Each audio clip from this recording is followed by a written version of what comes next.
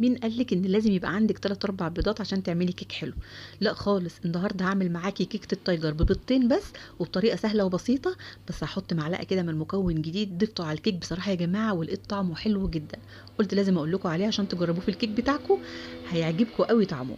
لو اول مره كمان تعملي كيكه التايجر، اتفرجي على الفيديو بتاعي وهتقومي تجمدي قلبك كده وتتشجعي وتجربيها.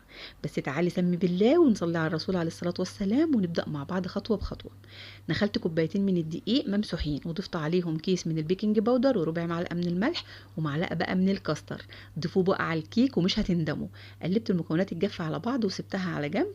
وبعدين في بوله حطيت بيضتين بدرجه حراره المطبخ، وعليها ربع معلقه من الفانيليا البودره، وكوبايه من السكر برضو ممسوحه، ونص كوبايه من الزيت. وفي المرحله دي لازم ادوب السكر كويس قوي مع الزيت والبيض. نزلت بالمكونات الجافه بالتدريج. ممكن طبعا المكونات السائله تضربيها في الخلاط، او ممكن على ايدك زي ما تحبي. مش مشكله خالص ان يكون